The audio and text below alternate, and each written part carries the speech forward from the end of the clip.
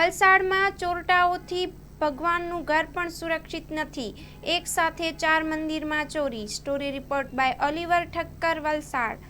ચોરીની બાબતમાં વાતો કરીએ તો અમારું જે પાનેરા ડુંગર પર માતાજીનું મંદિર જે છે એમાં ડેલી નિત્યક્રમ પ્રમાણે અમારા પૂંજારી સવારે 5 વાગે મંદિર ખોલે છે અને અમારા જે મંદિરના પૂંજારી જે સવારે 5 વાગે જ્યારે મંદિર ખોલ્યું ત્યારે એમને જોયું તો કે માતાજીનું જે સિંહાસન અને છત્ર કે એવું કંઈ દેખાયું નહીં અને પછી ગેટ આગળથી જોયું તો તાળું તૂટેલું દેખાયું. એટલે તરત જ એમણે અમને અને પંકજભાઈને ફોન કર્યો અને તરત અમે ઉપર આવ્યા અને ત્યારબાદ જોયું તો એ નથી, એ છત્ર કે એવું કશું નહીં હતું. અને ત્યારબાદ અમે આપણા પોલીસ ડિપાર્ટમેન્ટ, આપણા જે PSI જીત્યા સાહેબને ફોન કર્યો અને એમને ખૂબ સારા રિસ્પોન્સથી આપણા પોલીસ મિત્રો તરત જ દોડી આવ્યા જગ્યા પર.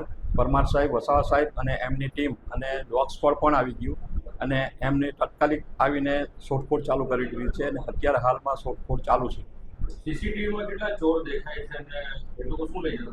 સીસીટીવીમાં 2 ચોર દેખાયા અને એવો જે માતાજી મંદિરની અંદર જે છત્ર અને સિંહાસન કાઢતા દેખાયા. જે સિંહાસન જે અમે જે સ્ક્રૂથી ફિટ કરેલું હતું એ સ્ક્રૂથી એ લોકોએ ખોલી નાખ્યું અને એ કાઢતા દેખાયા છે.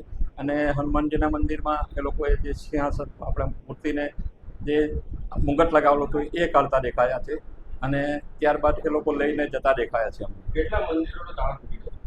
એ લગભગ અમારા જે ચંડિકા માતાજી મંદિર, હનુમાનજી મંદિર, મહાકાળીજી માતાજી મંદિર અને મહાદેવ મંદિર, રામેશ્વર મહાદેવ મંદિર, એટલે 4 મંદિરોના તાળા તૂટેલા છે. આ પાનેરા ડુંગર ઉપર કેટલી વખત ચોરી? પાનેરા ડુંગર પર આમ તો લગભગ આગળ થતી હતી, પણ આગળ એકવાર 2 વર્ષ પહેલાં એકવાર માતાજીનું છત્ર અને મુંગટની ચોરી થયેલી અને ત્યાર પછી આ બીજી વાત થઈ છે. સુરક્ષાના નામે અહીંયા કંઈ રાખેલું છે? સુરક્ષાના નામે અમારા માણસો રહે છે મજૂર, પણ આખો દિવસ પેલા થાકેલા હોય એટલે જરાક સૂઈ ગયેલા હોય અને બાકીના અમે CCTV કેમેરા લગાવેલા છે, લગભગ 20 થી 22 જેટલા પણ એ અમુક CCTV કેમેરાના પણ કેબલ એ લોકોએ કાપી નાખેલા છે અને અમુક કેમેરા એ લોકોએ ઉલટા કરી નાખેલા છે. 2025-26 એડમિશન ચાલુ છે. ઓછા અભ્યાસે ઝડપી નોકરી મેળવવાની સુવર્ણ તક.